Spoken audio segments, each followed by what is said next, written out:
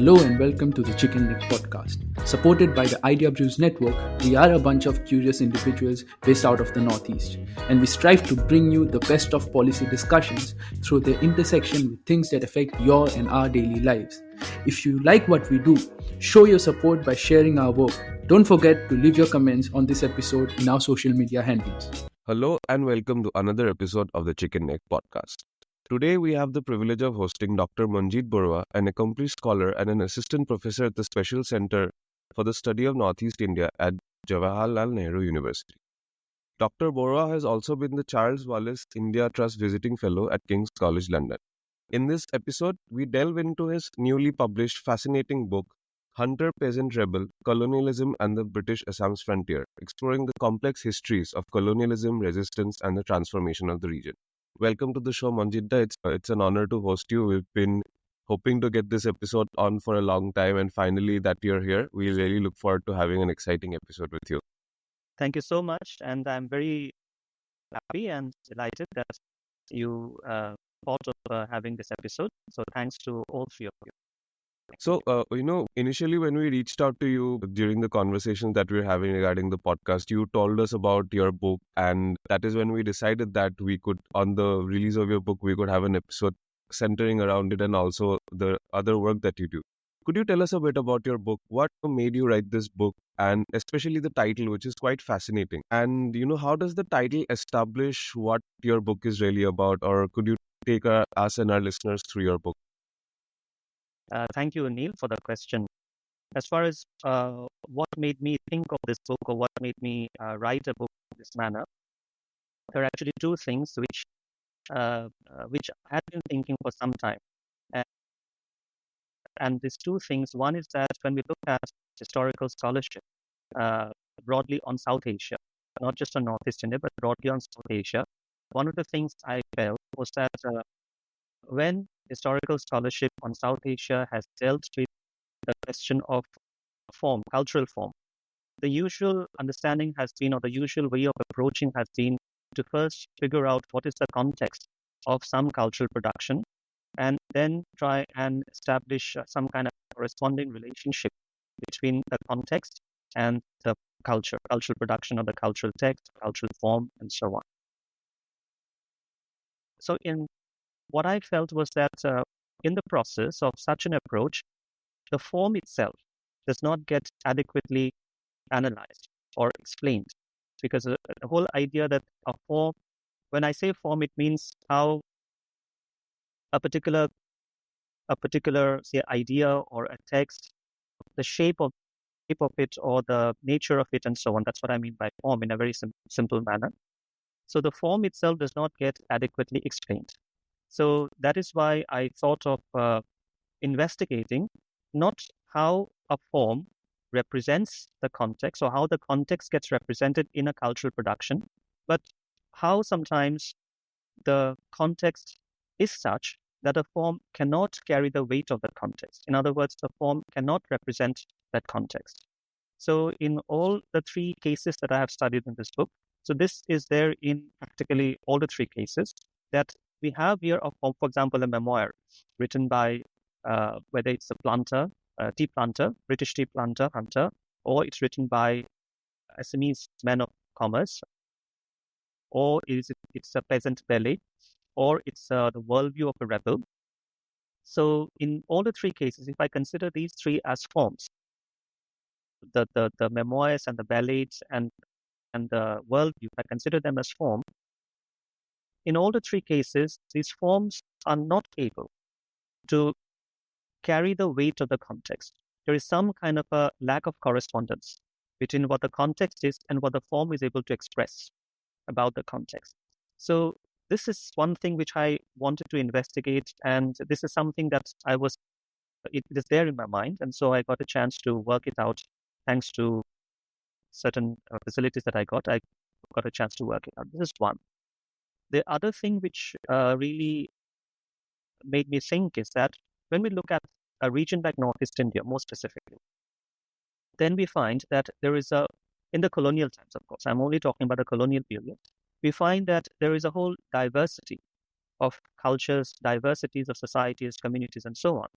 And each one of them is engaging with colonialism, or each one of them is representing the colonial experience in a different manner. Now, if each community or each society or each culture is representing colonialism in their own ways, in different ways, in what, for example, Assamese bourgeois class or the middle class is producing or writing would be different from, let's say, what the Mizo emerging bourgeois is writing or representing the colonial experience, and so on and so forth. So if different communities or societies are representing the colonial experience in different kinds of forms and understandings, then how do we identify what is colonialism? Does it mean that colonialism is different in different situations? That is one way of looking at it. Or is it that, logically speaking, that it becomes very difficult to say that there is something called colonialism? Because it would mean different things in different situations. So how do we pinpoint what is colonialism? So that is the other dimension of the work which I did of this particular book, that I am approaching colonialism as an underlying structure of relations. And it is that structure of relations which the effect of that structure of relations can always be different, can always be multiple. And this is one way I thought that we can understand the production of an area, that there are different communities inhabiting a frontier, or different communities who are living in a frontier. There's different communities experience a frontier, British frontier, in different ways. They are representing that experience of frontier in different ways. And yet, all of this diversity of representation or expression is an effect of the same underlying condition or the same underlying context. So that is the other thing which it has been in my mind for a while, and I got a chance to sort of develop it and experiment actually with this idea in this book. These are the two, as far as the book is concerned, these are the two things which were in my mind. There's also another thing which is there, and that is that if you see the structure of the book. So the structure of the book is not such that, say, one chapter leads to the next chapter, and so on and so forth, right? And finally, we begin with an introduction, then we go to the different chapters, and we finally arrive at the conclusion. This idea, in fact, came to my mind. I have been thinking about it because, by and large, I think scholarship on South Asia has relied on, which includes Northeast India, seems to be relying on this idea of a narrative, that in order to understand a problem, we need to begin with this idea of how to place this problem in, or how to explain it as a narrative. It means it begins at some point of time, it has a certain kind of a progression, whatever we are trying to understand, and then then it leads to a certain final result or something. In what I felt is that when we talk about reality, in this case, colonial reality, is it always possible to explain this colonialism or colonial reality always in the form of a narrative? And it is simply because there is so much of multiplicity through which colonialism manifested. There is no one way in which colonialism, or capitalism for that matter, there is no one single way in which colonialism and capitalism functions or manifests. It is always in diverse forms. Now, if it is in diverse forms, then we need to think of a structure of how we write about something, which is not exactly in the narrative form. It has a non-narrative approach, right? So this is something which, therefore, in the book, if you see, in the introduction, it is like laying out the conceptual background, which is, of course, the combination, what I have called combination of modes of production. It is a well-established concept otherwise. And then all the three chapters, it deals with each case study to the extent possible. I have tried in a detailed manner. That means drawing upon a lot of empirical sources and so on. But each of these case studies are basically expressions, or basically different, as I have put, windows to understanding the same underlying context. So these are three, I'm just trying to be brief here. So these are three sort of important considerations, at least for me, important considerations behind conceiving this book in a particular manner. So one is that, as I've said, one is in terms of the way we understand form and relationship of form and context. The second one is in terms of the diversity of forms itself and how do we identify a underlying context when different forms get manifested out of the same context, right? And what is that context? And thirdly, this whole idea of approaching a problem of study through a non-narrative approach, not exactly in a narrative way. So these are three broad, let's say, ideas which I tried to experiment. It's an experiment, actually. I've just tried to experiment with it in the book. These are three broad ideas, and I don't know whether this has worked or not, but I have only tried to put it as an experiment. Yeah, so this is what, broadly speaking, as far as my ideas about the book is concerned. Oh, you asked about the title, Hunter, Peasant, Rebel. Yes, of course, Hunter, Peasant, Rebel, because I'm dealing with three different, let's say, figures, if I put it that way: hunter, a peasant, and a rebel. And I thought this could be one way of, if I put it this way, this is something which allows one to capture this broad idea that I felt on. The broad idea is driving me to conceive of a problem of research in this way. If I put it this way, hunter, peasant, rebel, it is not that the hunter and peasant and rebel are saying the same things. They're all saying different things. They all are emerging from the same context. And so if I begin from the point of difference, that a context is made up of differences, if I begin from that point, then it allows me a greater scope to basically establish the nature of the context. That it is the same context, but which manifests in different forms. Yeah, so this is regarding the title of the book.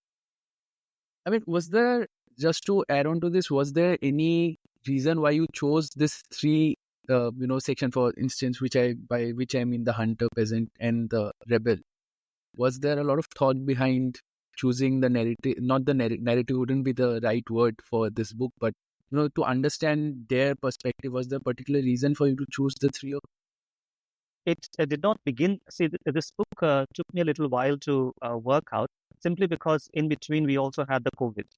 So basically from 20 to 2022, more or less, most of the things were out of reach for most of us. We had so many other things to deal with. So this, the way this book has come out, it took a little while to write it also. I did not begin in that way. I mean, what I'm telling, what I have just now expressed, that this concepts or the way I'm looking at things and so on, it did not begin that way. It began as, how do I understand colonialism? It began from that simple question. Because when I go to the archives or when I read different literatures from different parts of the region, I find that there is no one way to establish a correspondence of one with the other. Different societies seem to be responding to colonialism in different ways. They seem to imagine colonialism in different ways. Or the archives show a lot of diversity or difference, multiplicity as far as different communities are concerned, and so on. So this question was there in my mind, then what is colonialism? One thing is to say that we are talking about colonial Northeast India. Then there is no problem. Because by colonial Northeast India, we can always say that we can always take into account the multiplicity. But the moment we say colonialism, it means we have something definitive in mind. So then this problem arises that then what is this colonialism, if it is so much of diversity and so much of multiplicity? So this question was what was there actually in my mind. And as I studied or as I researched, see, research is also about certain possibilities. What is the material we end up getting? So it also gets worked out that way. So as I began work, and this is something from around 2000, maybe towards the end of 2018, I started working on this. So as I began working on it and as I got more materials, so these three dimensions, hunter, peasant, rebel, it emerged as three sort of dimensions on which I have materials, and which also allows me to deal with the question which I have in my mind, or which I had in my mind. So that is how it turned out, hunter, peasant, rebel. And rather than giving any other title, since it deals with these three characters, I thought, why not just name the three characters until present. I think it also comes across as a very interesting title to have for a book, because at least, I mean, it might be separate for somebody who's a student of history, but somebody who is not, like you mentioned, it's a very interesting take as well, because for any person who is not academically pursuing history, for them, history is always a narrative. Any author that you tend to study tries to build up a narrative on whether it's whether it's any state or it's any particular area, and the isms of it, like you mentioned, becomes very monotonous in a way, where they're saying there. And for something as diverse as Northeast, the fact that you are highlighting that there can be a difference in how the same colonialism is applied separately to separate states or separate community is very interesting in that outlook itself. And I mean, we'll get more deeper into the conversation of the book, and we'll also talk about how you went about finding the resources that were necessary. Like you mentioned, there was a whole process to finding that as well, which you ended up then naming the book as it is. But I mean, while we are on it, towards the end of your book, in the conclusion, you do talk about the whole idea of British Assam not just being defined by policies, resources, or geographic divisions, which is something, how, if in a simplified form, that is how it is put otherwise. But you rather say that it is a relational construct, right? Understand that some of those aspects you just mentioned, but why do you call this a relational construct? And what would be a relational construct for, let's say, somebody who doesn't know this term or doesn't understand history as well? How do you put relational construct, and why do you call the British Assam as it is to be a relational construct? Yes, that is also a very important point. In fact, what is relational about it, and why should we look at things in a relational sense? By relational, of course, one way in which social sciences or humanities study relation is in terms of what we call comparative study. That is there. So this work is not only about comparative study, but also relational in another way, that when we look around, if you focus on a region, since it is focusing on British Assam, by British Assam, of course, by and large includes practically most of present Northeast India, British Assam. Barring a few principal states, it practically includes most of contemporary or current Northeast India. So when we look at existing scholarship or existing studies on Northeast India, one of the things that we find is that the way to understand has been to focus on certain kinds of areas or certain kinds of societies in order to develop an understanding. For example, either it will be focusing on what the British used to call Assam proper. Assam proper is basically the Brahmaputra Valley of Assam, by and large the 6 districts of Brahmaputra Valley. Or it will be on some of the what we call hill districts of colonial times, or highlands, as we say, right? And so on and so on. So by and large, the understanding, the approach has been how we make sense of colonial times or colonialism by focusing on some specific areas or specific societies or cultures. Whereas when one looks at it, one finds that colonialism was not just about that in each of these different cases, it happens in a different way. But at the end of it, there is something else also taking place. And that is what we call, there is, in the case of Northeast India, capital or capitalism, what we today call global capitalism, that was very important, whether it be in tea plantation, whether it be in petroleum later on, whether it be in coal, timber, and so on. This was truly global capital coming from initially from Britain, and then later on from some other parts of the continent, from the Western world as well. Now, the whole objective of colonialism, as we say, was one, the reproduction of colonial power. It has to keep getting reproduced, colonial power. Otherwise, how could it have lasted for these long years, so for so many years, or more than a century? And the other thing is this, what we call reproduction of capital itself, or capitalism itself. So how these different areas or how these different societies, rather than being in a sense disparate, each working or each existing in its own context, how actually the better way to understand colonialism and capitalism is to see how this diversity was actually brought into some kind of a relationship. In other words, as I have tried to put it, that the peasant of the Brahmaputra plains, or the tribe of the Patkai Hills. This whole tea production which happened, which would be say from, which would broadly cover present-day parts of Nagaland, right? Eastern Nagaland, as we say, right? From say Tinsukia, present-day districts of Tinsukia, all the way to say Golaghat, right? This tea belt area. Or the same thing also in the case of North Lakhimpur, Dhemaji and all those tea belt area. So present-day Phunitpur district and so on.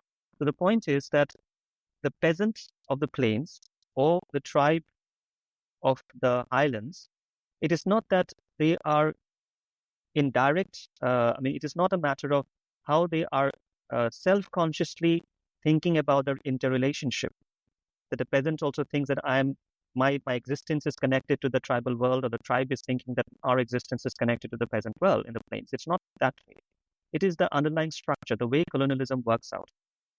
That all this relationship, what is going to be the role and place of the highland, or what is going to be the role and place of the peasant in the reproduction of colonialism and capitalism, is based on establishing some kind of a relationship. In recent times, for example, we have works on this thing called posa. Posa was a certain kind of a payment. Now, in colonial times, posa was basically paid to the highlands. This whole payment that the state did was in order to regulate the highlands. They have a role in the reproduction of colonial power. It's not about whether direct administrative control is exercised in the highlands. It is more about they have a role to play in the reproduction of colonial power. Just like the peasant has a role to play in the reproduction of colonial power, and just like the middle class, the colonial middle class or the bourgeois class, have a role to play in the reproduction of colonial power, and just like the British capital, the tea planters and so on, they have a role to play in the reproduction of colonial power and capital. So what is happening here is that there is an underlying relationship. It is an objective relationship. It is not a subjective experience or subjectively people are self-consciously thinking about it. It's an objective relationship which colonialism and capitalism is putting in place. This is something which, by the way, has also been worked out in other parts of the world. This is something, for example, people have talked about in the South American context. This is something which people have talked about in the African context as well. That how we need to understand colonialism as a structure, or as a kind of a set of relationship, underlying relationship through which there's a reproduction of power and capital. Now, in fact, very interestingly, this is something which, if I may just take 1 or 2 minutes to illustrate this point, this is something which is not new, by the way, this idea. Way back in the 1860, if I'm not 1860, I think, when there's this great Dutch novel. Dutch had the Dutch East Indies, right? What is today, by and large, many parts of Southeast Asia. So there was this Dutch novel called Max Havelaar by Multatuli, the Dutch writer Multatuli, and he showed that when the Dutch colonialism was going on in what was the Dutch East Indies, Indonesia basically, Sumatra and so on, North Sumatra. So what they did was that they did not eliminate the peasant. They did not eliminate the local peasant, or they did not eliminate the local relationship of power, the way society was organized in a certain relationship of power, the hierarchy of power and so on. They did not eliminate it. But what the Dutch did was, or the Dutch colonialism and capitalism did, this is in the context of the plantation, rubber plantation and so on. They appropriated the peasants, or they appropriated the local power structure in such a manner that rather than it being about the pre-colonial worlds, now the local peasant, or the logic of being a peasant, or the logic of being elite in the local society, the logic is now the reproduction of colonial power and capital. That is something which works out. It happened in the case of Africa. It happened in the case of British India as well. That it is not that these pre-colonial or pre-capital phenomena are eliminated. They remain in some form or the other, but they remain in order to fulfill the reason of capital and colonialism. Their logic gets restructured, gets altered. And this is the basis of understanding the relationship. So you can still have, let's say, the highlands. It can continue with its form of agriculture. It can continue with its customs, its rituals, and so on. You can still have the peasant who can continue with its cultures and customs and festivals and all that. It's not that apparently anything is changing, but the underlying context, the logic of their existence has changed. What is the reason that they fulfill? At an objective level, the reason they fulfill now is reproduction of colonial power and reproduction of capital. So this is the sort of the understanding of what we call, or what one tries to call, the relational basis, the structure of relations. And this is what I tried to figure out, tried to experiment and see in the context of British Assam. I mean, it's a very interesting concept, and I just wanted to, sort of get your thoughts on how you correlate an idea like this to an idea of, let's say, nationalism. Once a region, let's say, is, or if a new nation is formed, where much like this, while you are performing the same things that you do, your structures mostly remaining same. There are examples where they might not, but where the structures remain same, but the underlying idea changes because now you have a consciousness that grows towards a newly formed idea of a nation. So, I mean, do you think that's, even if not related, but there are certain elements which could be similar to a consciousness developing in a scenario like this? Of course, in colonialism or in colonial ideas, it can be different, that they come and, sort of push it or put it on you. But do you think that somehow certain elements might intersect in ideas like this? Yes. This has been an interesting point of study, not just around the world, but also a lot in South Asia, or British India, as we say, right? Including in Northeast, including to an extent with regard to British Northeast India as well. That what do we do about consciousness, this nationalist consciousness, anti-colonial nationalist consciousness, because of which there are different anti-colonial movements and so on. In my case, because of the conceptual approach that I have taken, it is not so much focused on the problem of consciousness. I have not really focused so much on the problem of consciousness. But what I have done, in fact, is to show, for example, whether in the case of memoir, or in the case of the ballads, or in the case of the worldview, this Rapa's worldview, what I have tried to show is that consciousness is something which is difficult to definitively capture. So if rather than talking about consciousness, if we come to something more specific like nationalist ideology, that is something more concrete to theoretically handle. Right? I mean, consciousness is a bit open-ended. We don't know how to approach it. So when we talk about this consciousness in this sense, then what we find is that on the one hand, you have consciousness. There is, for example, in the case of the peasants, there is the anti-colonial.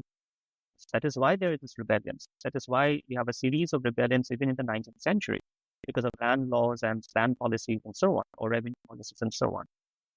But on the other hand, when it comes to representing that consciousness, or the anti-colonial consciousness, then is it getting represented? So the particular social class has that consciousness, that anti-colonial consciousness. But when it comes to representing that consciousness, are they able to represent it through their forms? And this is what I find interesting, is that in the ballads, for example, what I have tried to show is that it is not the form, as a genre, the ballads, the peasant ballads. There are a few works on peasant ballads already, as far as Assam is concerned, but very few. I mean, you can really literally count on the fingertips. So while the ballads are emerging in a context of anti-colonial peasant consciousness, yet as the cultural form through which the peasants are trying to express themselves, that anti-colonial consciousness, ideological consciousness, is not getting articulated. It's not getting represented.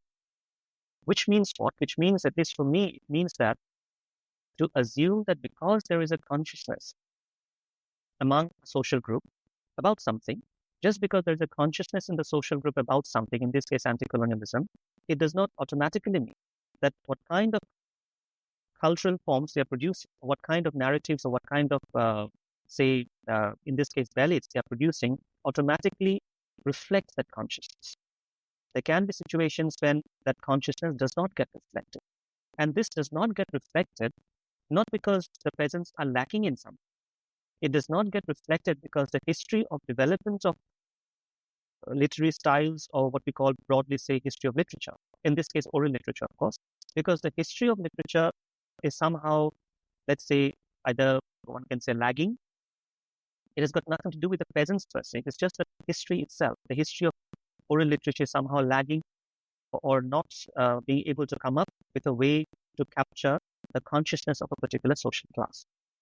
So this is something which I found interesting for my purposes, for my work. I found interesting that yes, there is consciousness. The same also, for example, I see in the case of memoirs. On the one hand, we have the British tea planter hunter, like A.R. Ramsden, and on the other hand, we have local men of commerce. For example, let's say Bedgebury.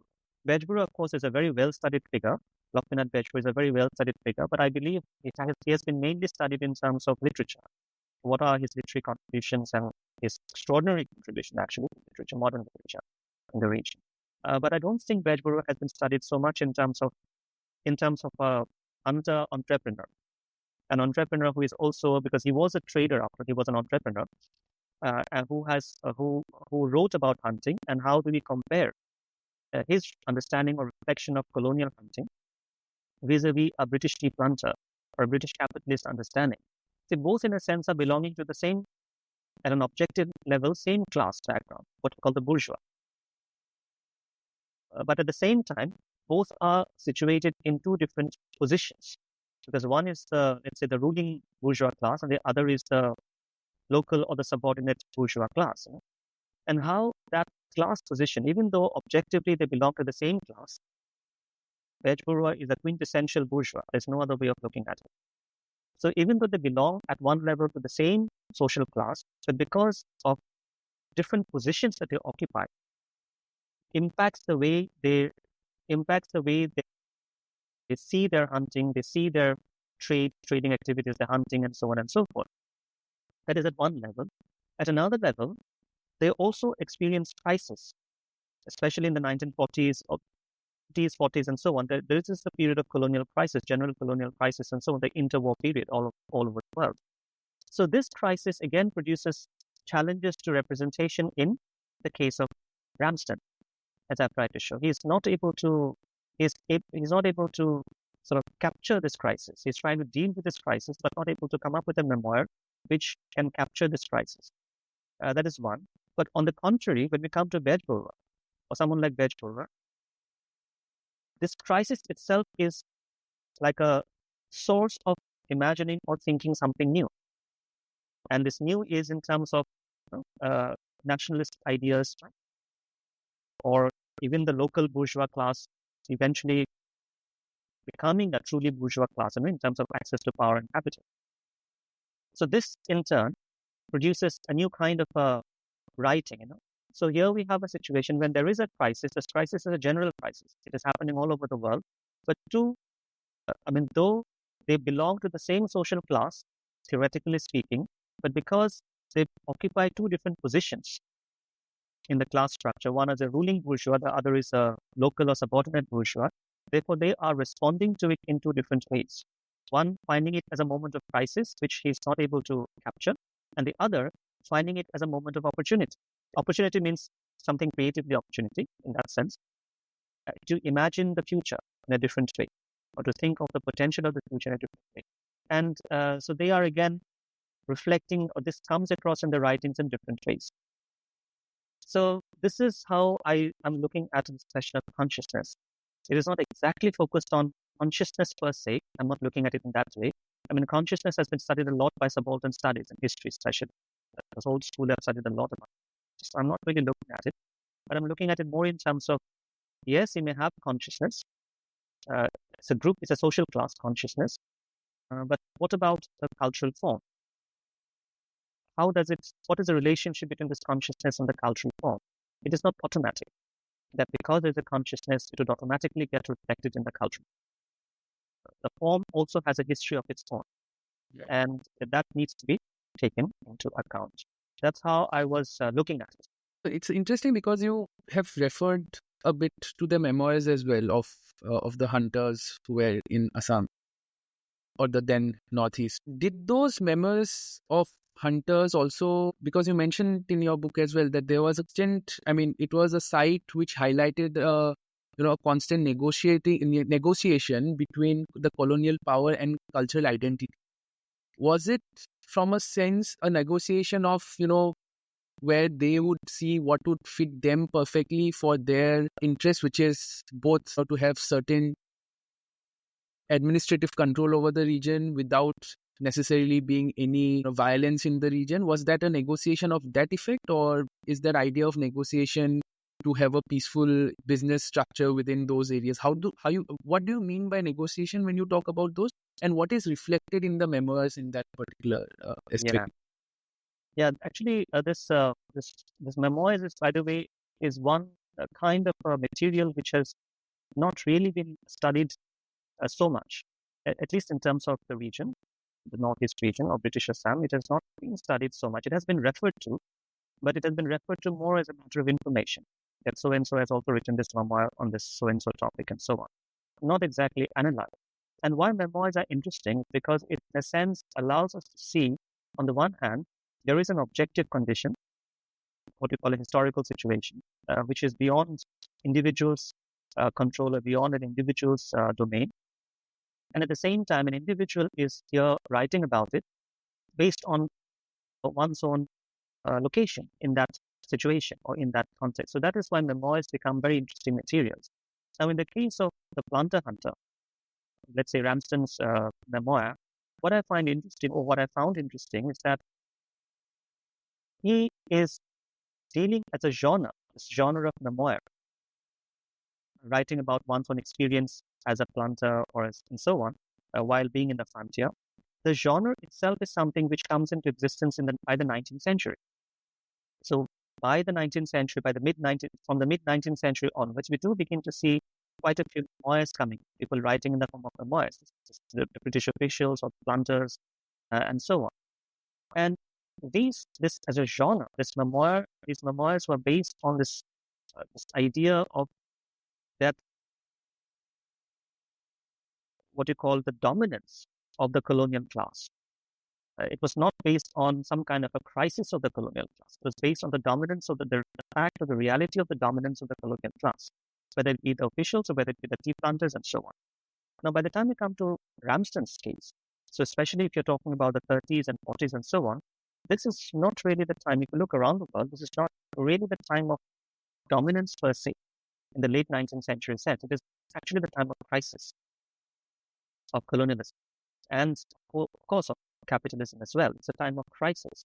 Now, in the case of Ramsden, the problem was, as I thought, that he has a certain genre which is not meant to handle or not meant to deal with his contemporary situation.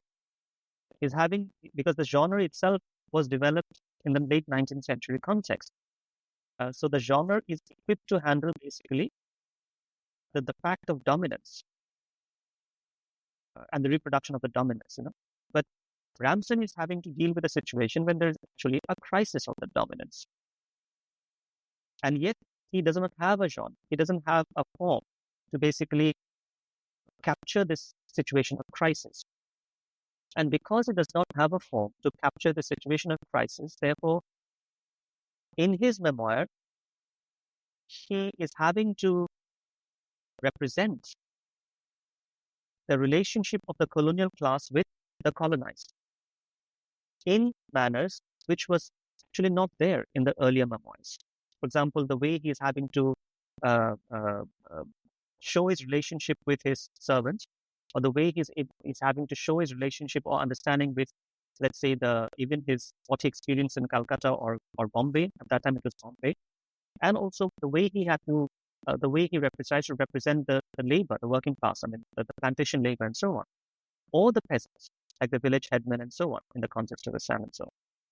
He tries to show as if all of these different classes or different dimensions of society, whether it be the servant, whether it be the peasant, whether it be the village headman, whether it be the plantation labor, and so on and so forth, as if and the colonial master himself, Prince Ramsden, as if all of them are tied in some kind of a reciprocal relationship. That is his representation, that we are all a part of a certain web of relationship and each one needs the other. But that is not the reality. The reality was actually a crisis, a breakdown of any such kind of trust or belief, and the people are able to express their anti-colonialism at that point of time.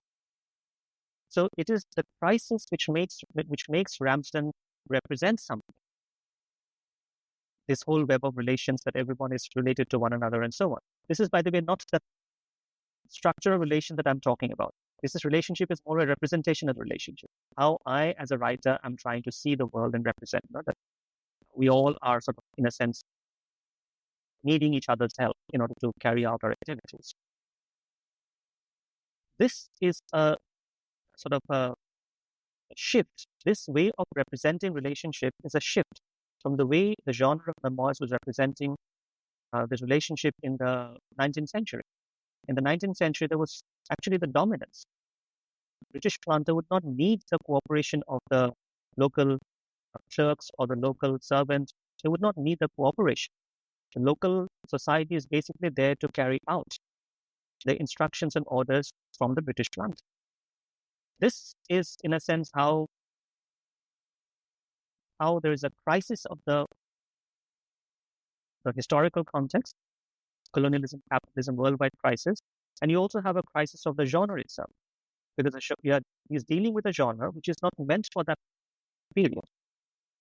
So the genre has become anachronistic in a sense, but he doesn't have any other option because that is the only genre available to write, and so he writes that.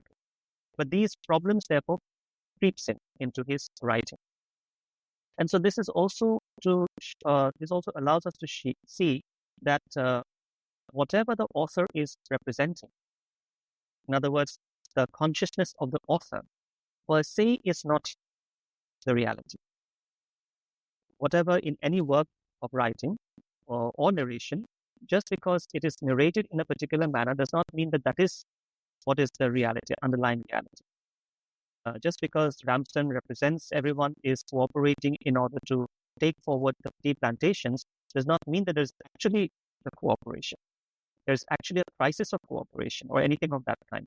But Ramsden is representing it because it is the only way he can handle the crisis, which he doesn't want to acknowledge, basically, right? So he has to find a way of disguising that crisis, which then becomes representational. So this is one way in which the memoirs, at least I have tried to study the memoirs. Again, not because there is a context and it gets automatically reflected in the writing, but because there is a breakdown in that relationship between context and the writing.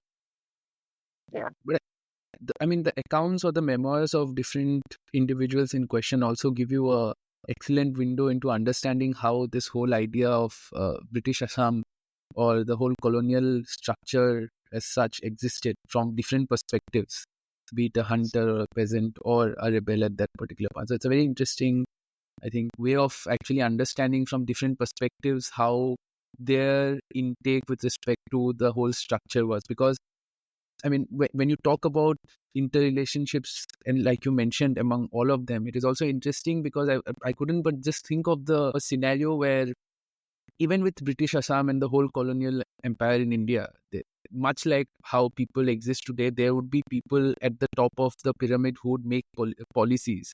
And everybody else, even if a white man, would essentially be somebody who has to follow that policy.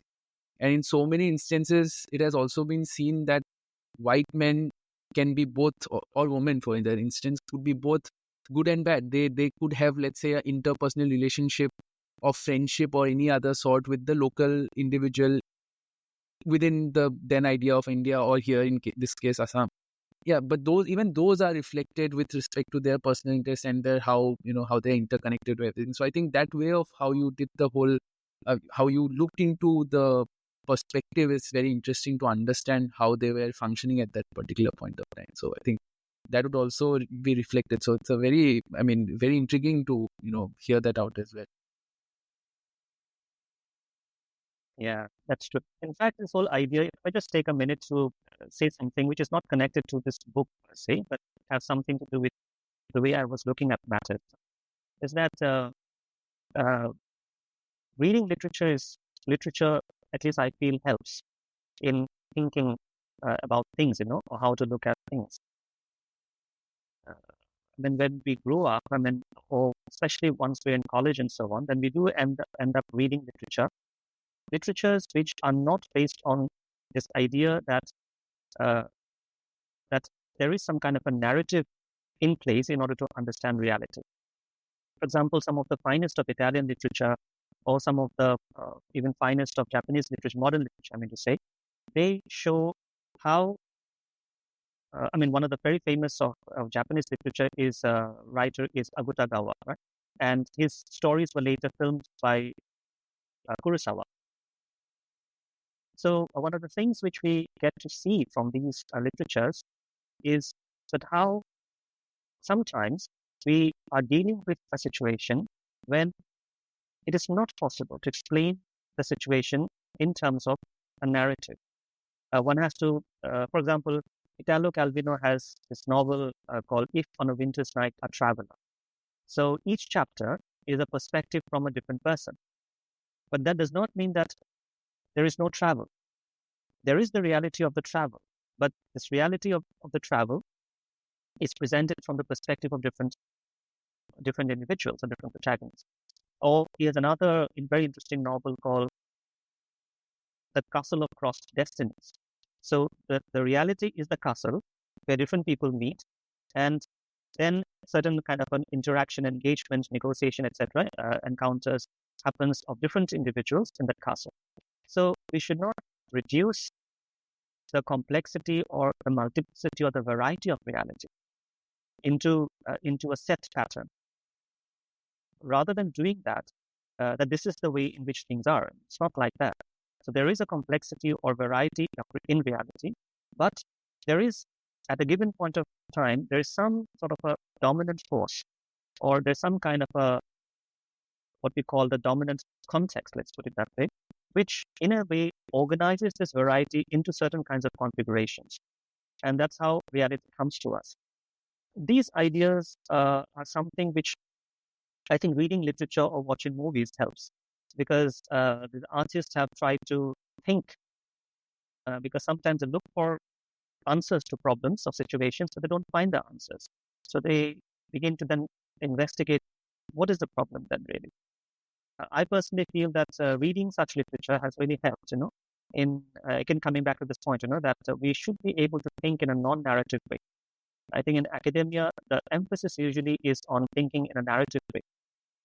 But it is important to think also sometimes in a non-narrative way, because that way we can take into account the variety of reality and at the same time provide an explanation of why that variety seems to be configured, that is related to one another or gets related to one another in a particular way at a particular point of time. So this is something that I have tried to experiment in the book as well, in my own.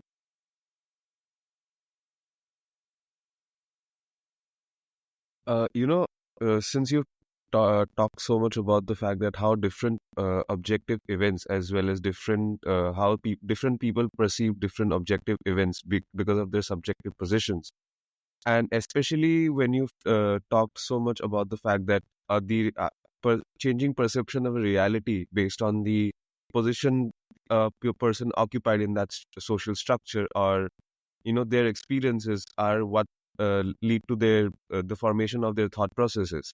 So on that note, written an entire chapter on Vishnu Prasad Rabha, and the chapter of is about indeed which correlates to the third word in your title, the rebel, and the making of a rebel's worldview.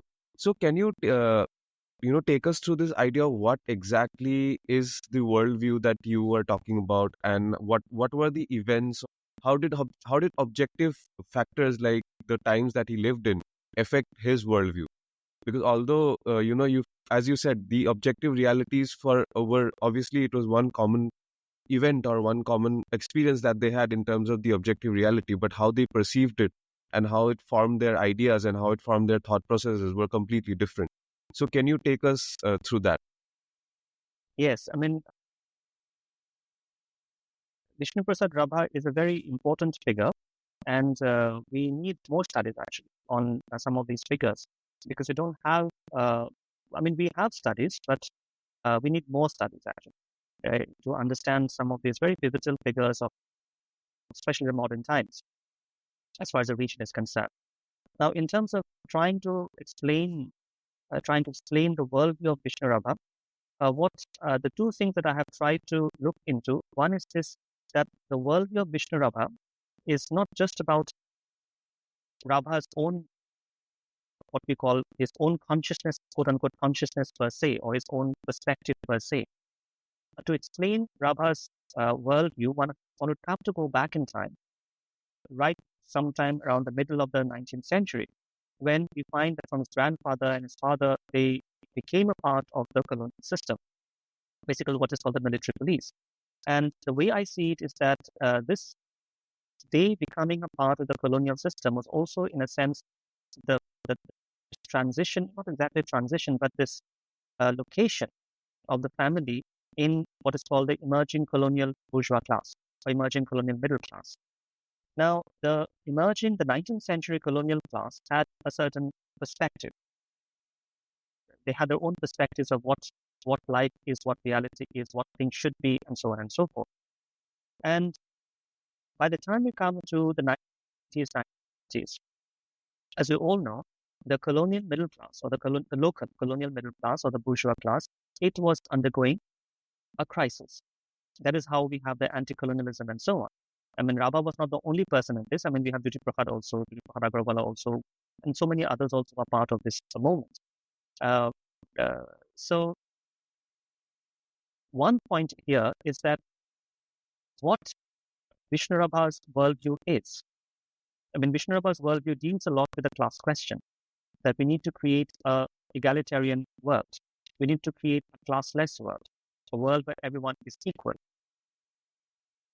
This is something which is coming as part of critique of colonialism or critique of capitalism, which on the one hand is there around the world at that point of time, which is what we call the interwar period between the First and Second World War. And these ideas and ideologies were influencing people across the world, including in other parts of India as well. So on the one hand, there is this critique of colonialism and capitalism we find in Rabha, that we need to create an egalitarian society, a classless society, his communist ideas and so on. At one level, it is a critique coming from someone who belongs to this particular moment and who is beginning to see things in a particular manner. But at the same time, he is also a product of his own history. Rabha is not just a product of his times, but is also a product of his own family history. And when we say family history, we basically go back to the way the bourgeois was, the way the worldview of the colonial bourgeois was, let's say in the 19th century or early 20th century. And that remains. Somehow, I believe that sort of persists in some way. And that impacts the way he's able to, the way he writes, or the way he articulates his worldview, or the way he conceptualizes his world. For example, if one of the hallmarks, and this is something which other scholars have also pointed out,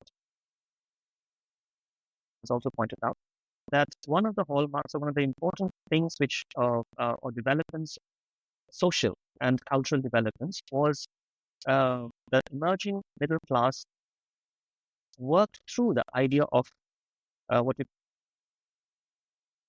we call the New Vaishnava movement, Shankardeb and so on. So Shankardeb remained a very pivotal and central figure in this in the cultural worldview or in the social worldview of the emerging middle class, Assamese middle class, so to speak. So this remains in Rabha. So even though Rabha is talking about communism and bringing about a classless society, but this aspect means what he inherits as a member of his social class. He may be critiquing certain aspects of colonialism and capitalism because he's a man of his times, but at the same time, he is also a member of a social class.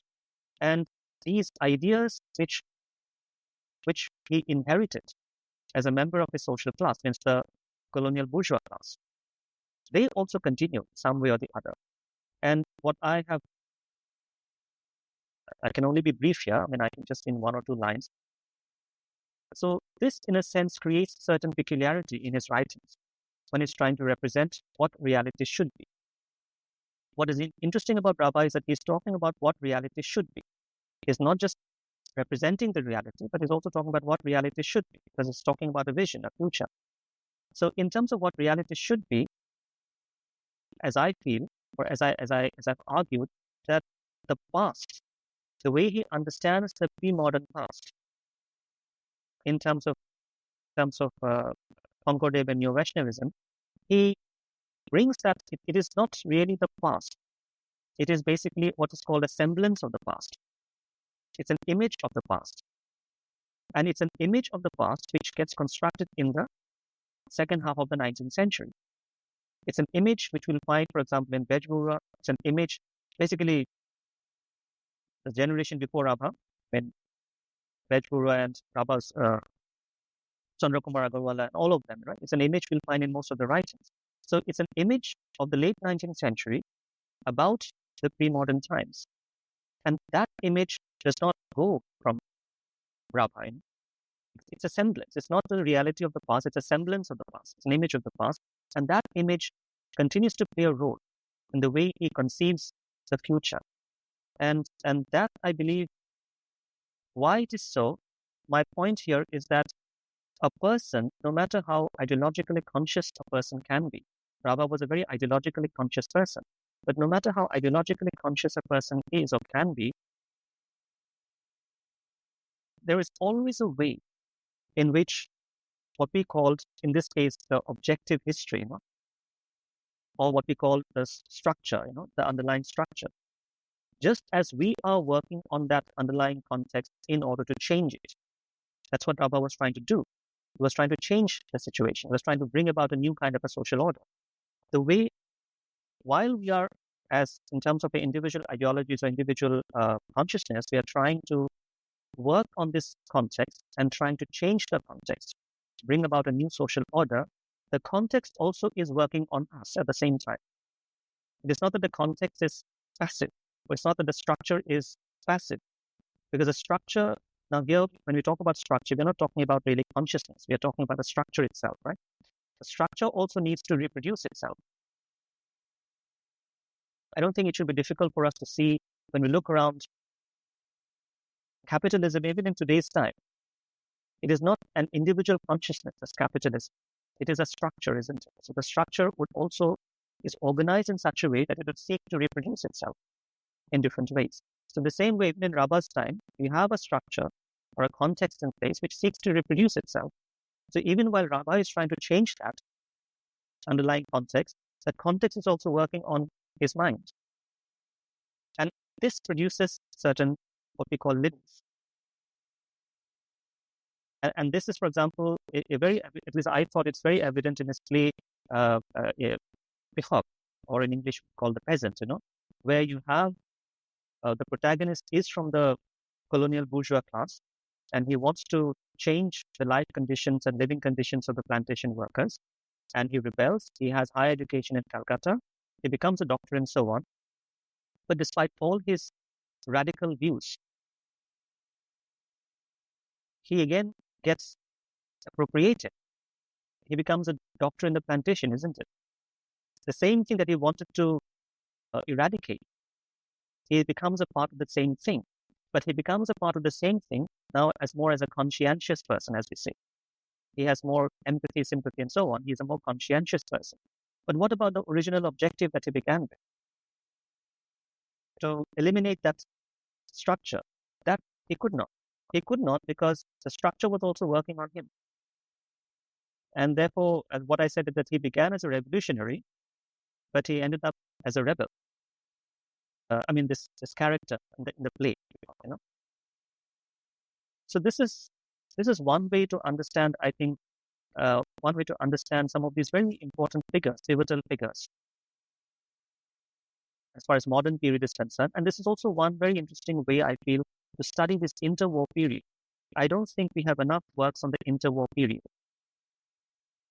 Not just in the case of British Assam or Northeast India, but also I think at a South Asian level, there are works, but not enough.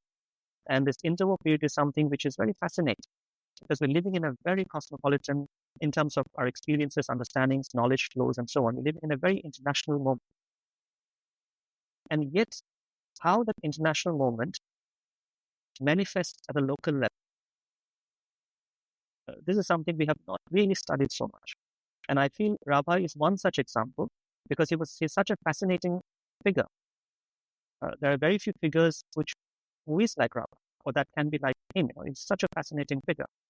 And figures like Rabha allows us to investigate this problem. How, while someone is living in a very international moment, at the same time, that international moment works out at a local level. Rabha, I think, provides a very fascinating opportunity for us to study such situation, investigate such situations. And we need more such works on such. I mean, this is what we broadly call intellectual history. And we need more works on intellectual history. Yeah, so that is what I think. You've created this such an interesting construct of how his worldview was not only influenced by the situations he found himself in, as well as whatever was going around him. At the same time, what he aspired or what his aspirations out of the social order were. For example, the play that you just referred to, it really does reflect a bit of his individual background, as well as the fact that the worldview that he had was influenced by these people, by these stories that evolved in front of him despite his family backgrounds, and the way these broad events, as you took us through the 1940s, and as the colonial history unraveled and as different events took place, it also influenced his worldview. On that note, the idea of a new social order that he espoused in his work, how would you describe that? What were the various factors that that can be looked into, or what does it say about what his idea of a new social order was like? In brief, his idea of a new social order is what he, in his own language, in his own words, a classless society. A society in which we don't have the class distinctions. I mean, he was a communist, and in that sense, he carried that belief or this vision of a society which is classless. There is no rich or poor. Everyone is equal. So that is his vision or his idea of a new social order. And this is something which he wrote about, and he sort of expressed and reflected in many of his works. I mean, whether it be plays, whether it be his stories, he really reflected a lot of it. For example, stories like Ep.04. So it is about this creation of a classless society. And in this creation of a classless society, the peasant was very central. In his understanding, the peasant is very central. But this is also the point, actually. That when we say the peasant, what is this peasant he had in his mind? It's all right to talk about the peasant, but what is this peasant he had in his mind? What I think is, what I found really from what I managed to study is that at times this peasant was a reality. I mean, for example, if you're looking at this peasant in terms of land, what you call landless peasants, and peasants losing land, or what we call peasant impoverishment, increasing peasant impoverishment because of various policies, or because of losing land and so on, or because of in the context of the war, Second World War, because of inflation. So there was a lot of hardship. So if you're looking at the peasants from that point of view, in his writings, the peasant was a reality.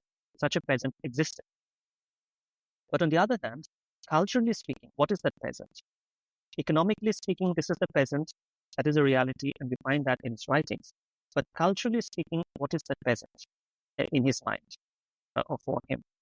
So for that, I thought that he required, this understanding of the peasant in cultural terms is actually coming from not only his own experience, but also coming from to which social class he belongs to.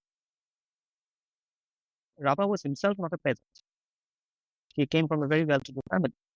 So this is how I find it very interesting that on the one hand, economic terms, yes, the peasant, which is the reality of the peasant, is there in his writings. But culturally, how we understand the peasant, that understanding is coming from to which social class it belongs to, and how his social class has understood what is the peasant, and how it has understood the pre-modern and so on and so on. So this I find very interesting. Interesting as a researcher, I mean to say. As a researcher, I find this interesting that it provides me opportunity to study how, again, coming back to the question that Animesh had asked earlier, I mean, this whole question of consciousness, that I think at some point in the book I have mentioned also that consciousness alone is not an explanation of reality. There are other ways also to look at in order to explain reality.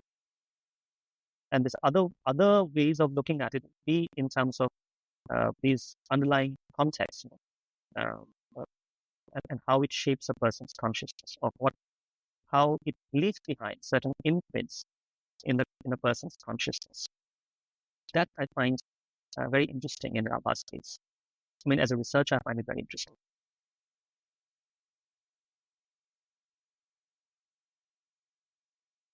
You've also talked about a very intriguing way of representing reality because of the fact that you mentioned how the works of that time captured the realities and the consciousness that the underlying consciousness and the underlying structures. And, you've also specifically focused on the role of ballads and what these ballads represent. And despite the fact that it does come across as a pre-colonial cultural form, it managed to play a huge role during the colonial period as well. And it represented different things for the different people, and the different ways the ballads captured a lot of things.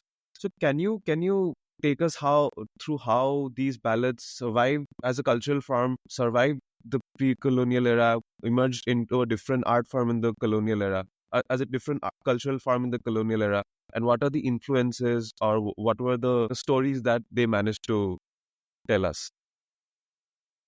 Yeah, the ballads are interesting because if you look at, I mean, why I found the ballads interesting as a researcher is because if you want to study the 19th or early 20th century, by and large, the data or the materials that we have are coming from the written world. The written world can be the materials left behind by the colonial administration itself, or the agrarian situation, I mean to say, what we call the archival materials, or the materials, or whatever different, let's say, writings available, say, in Assamese, by different people who have left behind their accounts, and whether fiction or non-fiction in Assamese and so on. All of these, all by the missionaries. Missionaries also wrote about the rural world and about the peasants and so on. Now, all of these are coming from the written world, the world of writing, and secondly, it is coming from the world which is not really the peasant world. People are writing on the peasants, but they themselves are not the peasants. Whether it be the British officer, whether it be the middle class, or whether it be the missionaries, they are themselves not the peasants. They are writing on the peasants. Ballads, therefore, comes across as something very interesting because these are some of the very few accounts which were products of the peasant world itself.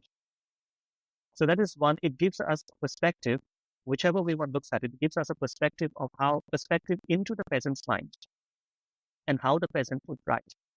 Now, when we talk about the peasants, how the peasant would think, ultimately it's about how the peasant is thinking or reflecting on the situation, and secondly, how the peasant is expressing or articulating whatever the peasant is thinking and reflecting on. Now, a very interesting work here is it's a very old work, and it was a work done on the medieval Italian peasants called The Night Battles, Carlo Ginzburg. It is a book which came out in Italian. It came out in, I think, 1955, and then in English translation it came out in early 60s. Now, what Ginzburg pointed out in that work is that when we try to see how the peasant is speaking, it is not a colonial context, of course, as you can see, medieval Italian context. It's not a colonial context, it's a feudal context. But he points out when the peasant is speaking in a way which is very unrealistic. In other words, it is talking in the language of magic and witch and something very, I mean, we are made familiar with that imagery through these, this Harry Potter kind of movies, that kind of image that they, through which they are speaking. I mean, I transform I become a bird and fly on a magic stick and broom and go to the sky and fight battles with the bad witches and so on. Now, this is a very unrealistic language. It is not a realistic language, as we say, right? So Ginsberg was trying to say that if the peasant is speaking in that language, how do you make sense of it? Is it that the peasant is sort of insane, that the peasant is speaking in that language? Or there has to be some way for us as researchers to explain that when a peasant speaks, why does the peasant speak in that language? And what he talked about was this whole importance of looking at figurative language. That there are certain situations that we cannot speak in a realistic language, but we have to take recourse to figurative language. In the case of the Italian peasants, if they speak in a realistic language, they will be persecuted because of challenging the feudal lords. And therefore, they have to speak in a figurative language, through which they both can deny the charge made against them and at the same time find a way of expressing what they want to express. All these battles they are fighting is actually figuratively speaking against the feudal lords and the landlords the peasants are fighting. This, in fact, is it provides a very important way of understanding how the peasant speaks. We should not always look for a realistic language in how the peasant speaks.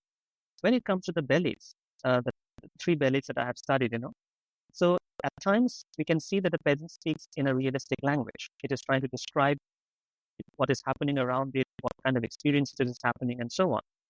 At one level, it has a realistic language, but when it comes to expressing its critique of the colonial system or the colonial order, then we do not find that realistic language. For me, as a researcher, the problem was simply this: that while on the one hand we have existing works like Ginsberg and so on, who have told us that we need to read figurative language politically. Figurative language is not mad language. It is a very political language. To read figurative language for how it is challenging relationship of power. In the case of the ballads, the problem is that while on the one hand, when it comes to describing certain things like what its festivals and food and so on, or its dress and so on, the peasant is speaking in a realistic language. But on the one hand, when it comes to critiquing colonialism or colonial policy, it is not speaking, or it doesn't seem to speak in a realistic language. It seems to come across speaking in a figurative language. So, therefore, what does one make of it? I mean, how do we explain it? For me, therefore, this is just a tentative explanation I have provided, and we need more work on that. More people need to work on that. We need more explanation. But what I thought, or what I argued, is that the peasant, it's not that the peasant is not able to think realistically. It is able to think realistically. That's why it is able to describe its life world and its festivals and food and dress and all that, livestock and so on. But at the same time, it's not able to critique colonialism realistically, in a realistic language. Not because it doesn't have a realistic language, but because the genre itself, the genre of the ballad itself, is not providing the peasant that realistic language. Because the genre itself is borrowed from the pre-modern times. Because for the peasant to speak anything about history, to construct a narrative around historical events, since real events. These ballads are it's not talking about folktales and myths and so on. They're talking about real historical events. So for the peasant to talk about real historical events, it needed a genre which has the capacity to describe or construct a narrative on real historical events. So for that, the ballads are drawing upon the pre-modern genres, which allows the peasant to deal with historical events, talk about history, its historical experiences. But those pre-modern genres were not dealing with colonialism. They were dealing with other kinds of situations, but not colonialism. So those pre-modern genres had the capacity to ideologically critique things in its own times.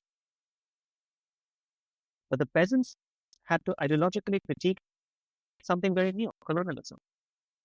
It's a very new kind of a land relation colonialism is bringing about.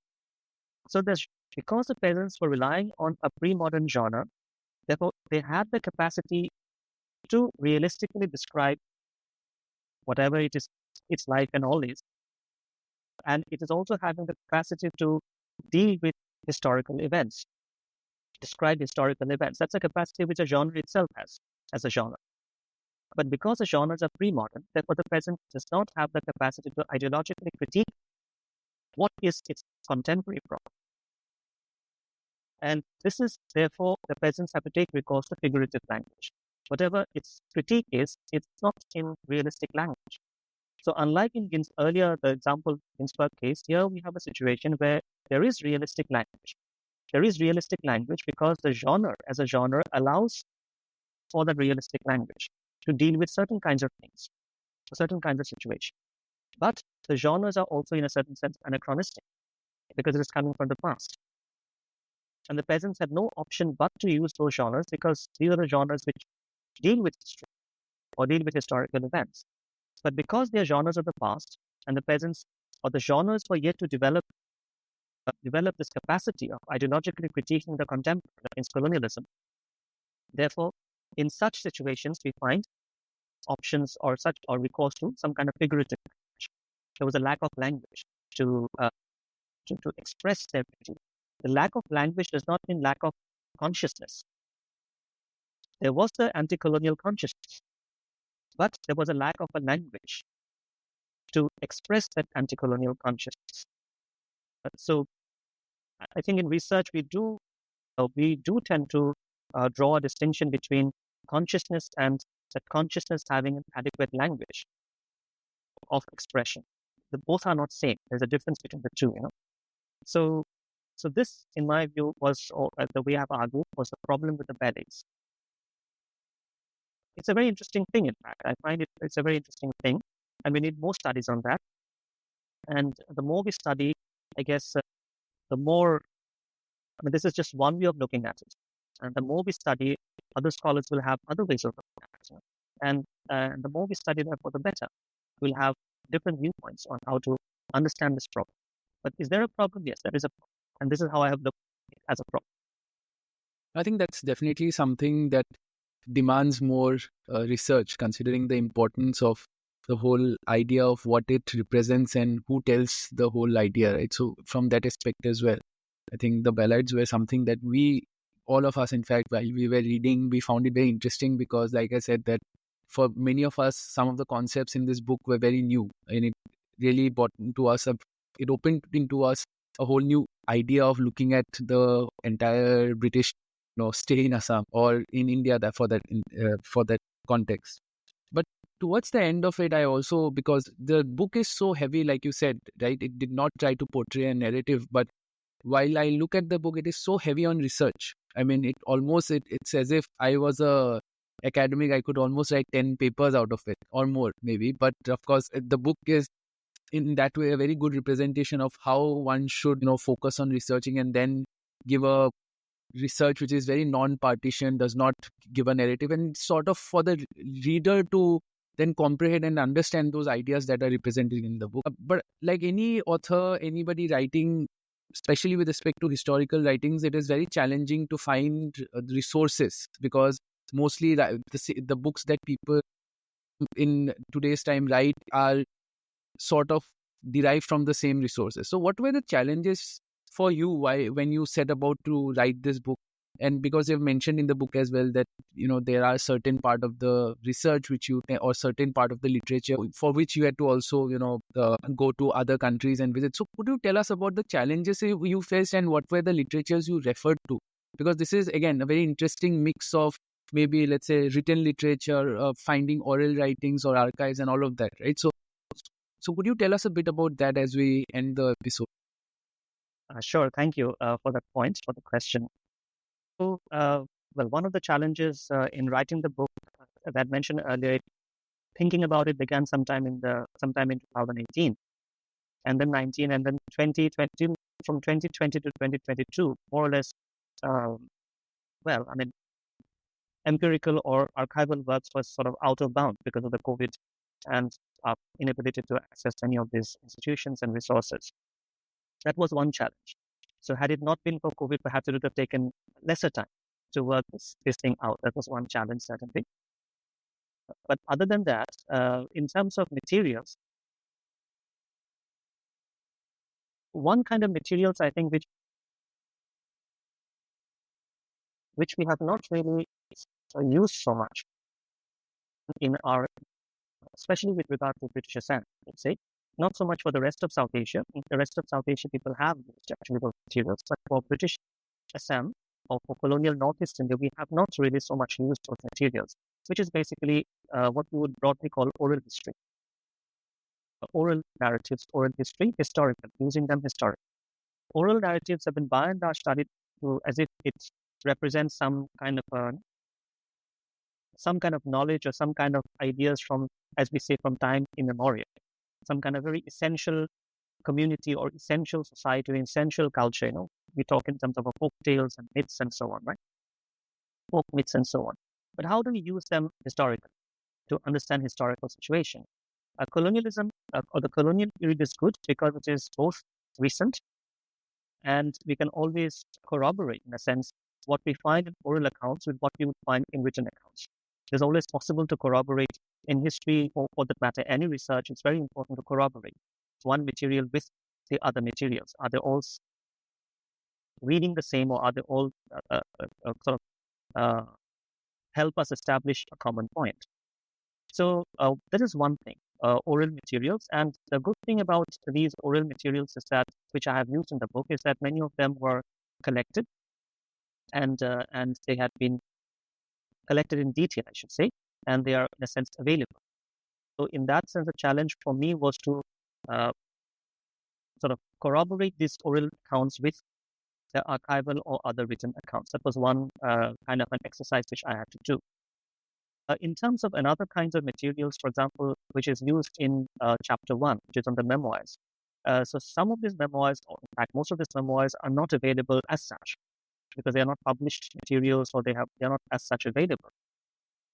Memoirs, all the memoirs, I got a chance to visit UK in 2016, Charles Wallace Fellowship, and that provided me the opportunity to study many other things. But in the course of my my archival work, so I could also come across these different kinds of unpublished manuscripts, which are basically memoirs. It's not exactly autobiographies; they are basically memoirs. It deals with a period of some of these people stay in Assam or in different parts of Northeast, and I could collect many of these. They are, for example, in British Library, you'll find some of them. Some will find in the Imperial War Museum in their archives. Some will find in the British Petroleum Archive, which is in Warwick University.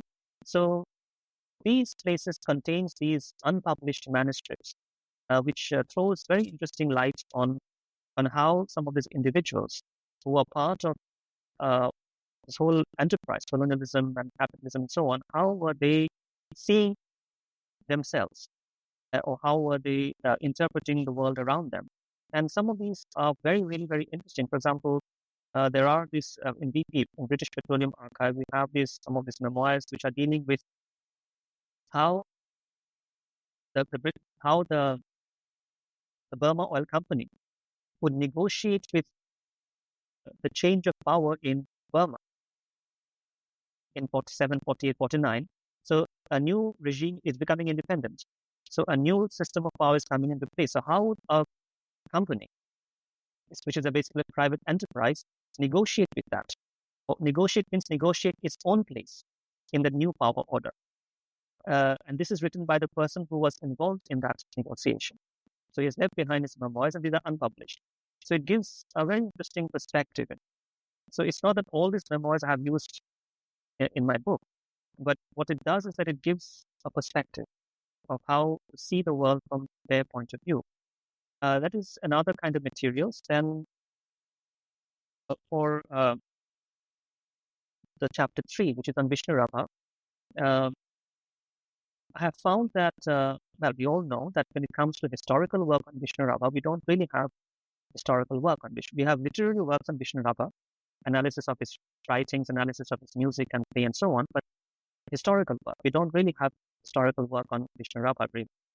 And by historical, I mean works which are trying to understand Rabha also in terms of the archives, the archival materials. And this is one thing which I think awaits more research. The archive we have in the Assam State Archives, it's a very rich archive in terms of materials for the colonial period. And I don't think we have really looked into the various possibilities of these materials till now. There's much more that we can do. And there's a fantastic section on, for example, maps of the colonial times. There's a extremely good documentation or archival materials on various aspects of the colonial period. These are things we have not investigated, and in order to write something about Rabha archival,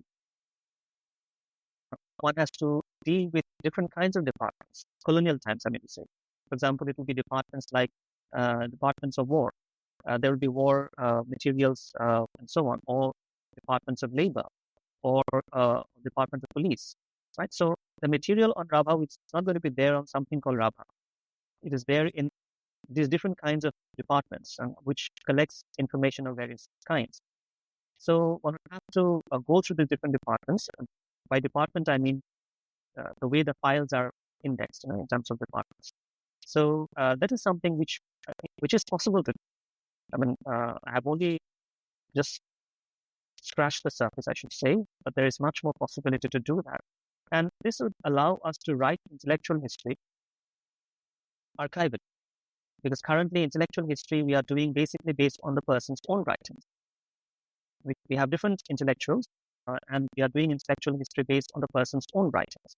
So sometimes it's good to also look into the archive and see how we can sort of connect the two, the person's own writings with what is the archive speaking.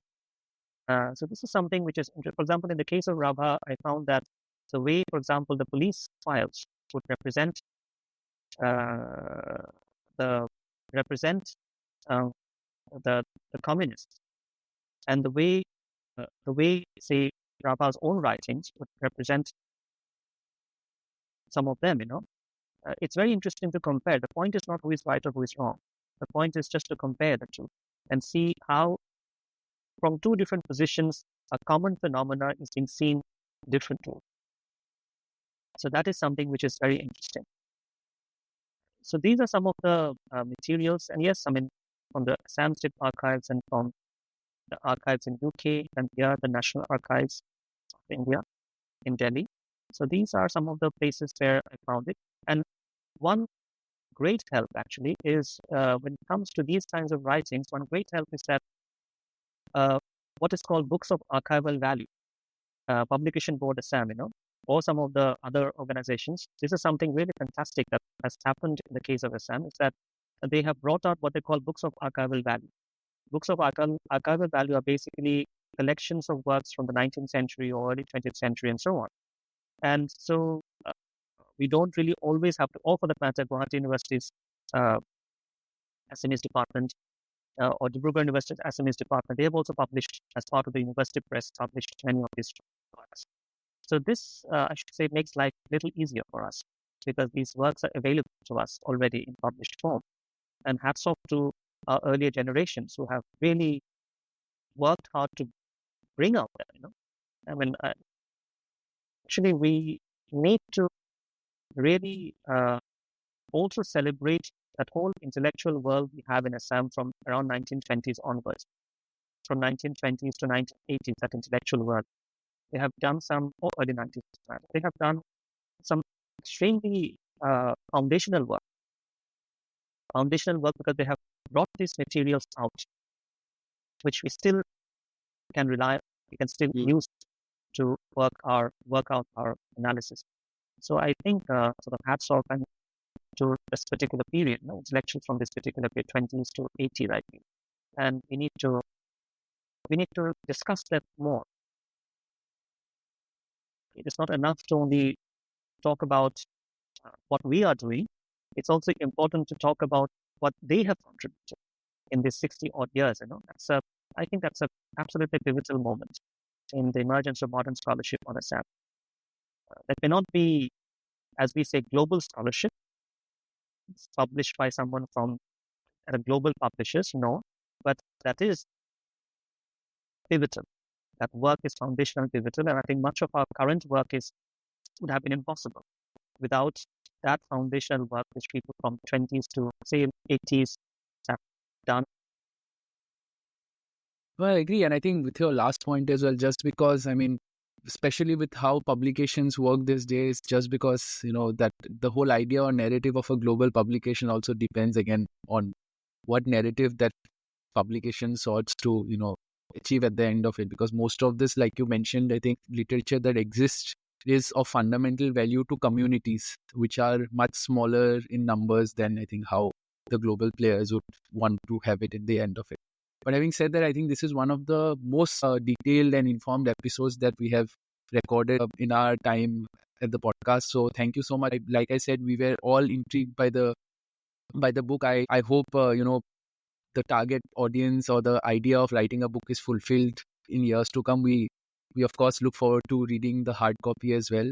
Thank you so much. Our listeners would essentially be very, very, knowledgeable about these ideas of colonialism and Assam and everything relating to Britishers in the Northeast and Assam in particular. So thank you so much for making the time. It's an absolute honor to have you. Thank you so much.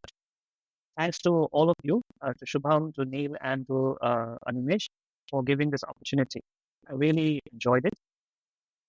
And it also made me go back to the book once again, just to refresh my own memory and refresh my own ideas. And so thank you once again.